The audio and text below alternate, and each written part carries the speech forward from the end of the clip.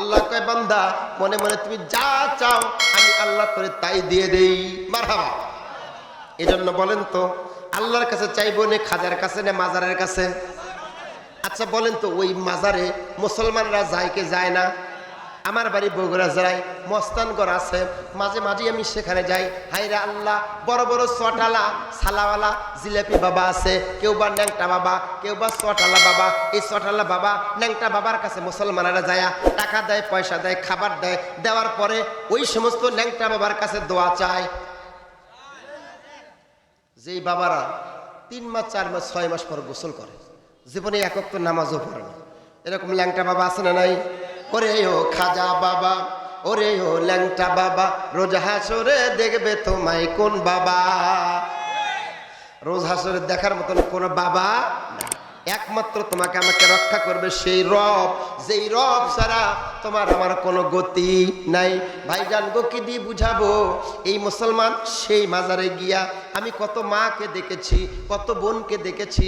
ওই মায়েরা বোনেরা মস্তানগড় মাজারে গিয়া মাটি নেয়, হাতে এরকম করে মাটি নেয়, নেওয়ার পরে পেটের থেকে কাপড় তুলে এই মাটিগুলো পেটে মুছে আর বলে দে বাবা দে, একটা সন্তান দে। বলেন তো সন্তান দেওয়ার মালিক আল্লাহ না মাজার? পেটে ঘষে আর বলে বাবা দে, একটা সন্তান দে।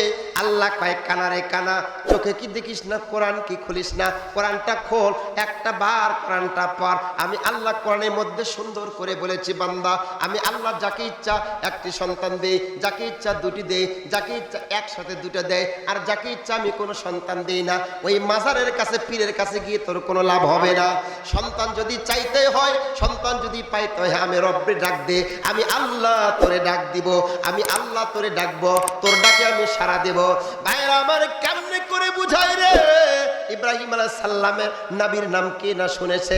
80 বছর বয়সে আল্লাহর কাছে দোয়া করলো, রব্বি হাবলি মিনাস সালিহিন, আল্লাহ গো আমার একটা সৎ সন্তান দাও, আল্লাহ গো আমার একটা নেক সন্তান দাও। 80 বছর বয়সে আল্লাহ পাক ইব্রাহিম নবীর দোয়া করে ছোট্ট সন্তান ইসমাইলকে দান করলেন। আচ্ছা বলেন তো ইব্রাহিম নবী 80 বছর বয়সে আল্লাহর কাছে দোয়া করে যদি সন্তান পেতে পারে, আল্লাহকে ডাকলে সেই আল্লাহ আজও আছে না নাই? ওই আল্লাহ আজও আমার তোমার ডাকে সাড়া দিবে কি না? কিন্তু খালি হুজুরের দোষ দেয়, হুজুর কি দোয়া করেন, কি দোয়া করেন, মাসে মাসে টাকা দেয়, মাসে মাসে বেতন দেয়, কি দোয়া করেন, দোয়া কবুল হয় না কে? নিজে যে হারাম খায়, নিজে যে মিথ্যা কথা বলে, এটার কোনো কথা নাই। ওরে ইউনুস নবী মাছের পেটে পেলেন কত যাতনা, ইব্রাহিম আগুনের মাঝে আল্লাহকে ভুললো না। তাদের দোয়া শোনেন আল্লাহ, মোদের কেন শোনে না? দোয়া করা আজও শিখলাম না, হাই গো দোয়া করা আজও শিখলাম না, হাই গো দোয়া করা আজও শিখলাম না। হাত তোলে কেউ তোলে না, তা নিয়ে কত ফেতনা, যুদ্ধ জিহাদ শত শত, তর্ক বাহাজ কতই না।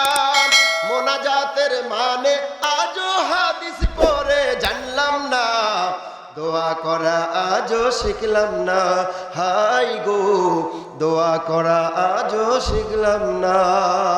ঠিক না ব্যাটিং? এই হাত তোলা নিয়ে মারামারি আছে না নাই? একদল কয় এটি হাত বাঁধো, আরেক দল কয় এর উপর বাঁধো, আরেক দল কয় মোনাজাত চলবে, আরেক দল কয় চলবে না। এরকম মারামারি কাটাকাটি আছে না নাই? কে কন্দন করে দেখার বিষয় নাই। তবে আজকের এই মাহফিল থেকে সবার কাছে একটা আহ্বান জানায় যায়, বন্ধু গো সবার কাছে একটাই আমি কথা বলে যাই, কে কোন দল করেন দেখার বিষয় নাই। তবে এই বাংলার জমিনে একটা বারের জন্য কোরআনের আইন কায়েম হোক, এই কোরআনের আইনটা সংসদে চালিয়ে যাক। কারা কারা চান 2টি হাত তুলে একবার আল্লাহকে দেখায় দেয়।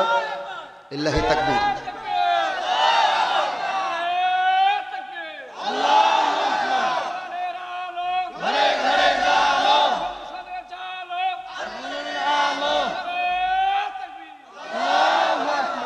আমরা বহু এলাকা ঘুরি, আলহামদুলিল্লাহ আপনাদের চর এলাকার মানুষজন অনেক সভ্য, অনেক ভদ্র, ইসলাম প্রিয়, আলহামদুলিল্লাহ।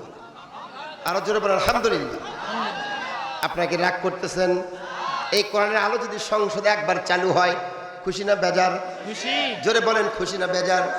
ভাইজান গো একটা বারের জন্য কোরআনের আইন যদি চালু হয়ে যায়, বামপন্থীদের মাথা নষ্ট হয়ে গেছে, ঠিক কিনা? এই বামপন্থীরা আগস্টের 1 তারিখে ঘোষণা করলো জামাত ইসলাম ব্যান্ড, ছাত্র শিবির ব্যান্ড, ঠিক কিনা?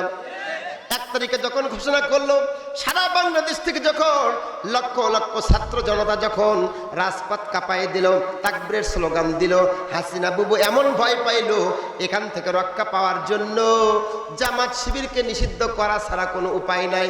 আল্লাহ বলে, ও পাগলি শোন শোন, 1 তারিখে তুই জামাত শিবিরকে নিষিদ্ধ করলে, তবে শোন, আমি আল্লাহ তোকে বাংলাদেশ থেকে ব্যান করে দিলাম। টার্গেট দিয়েছিল 2041 সাল, ঠিক কিনা?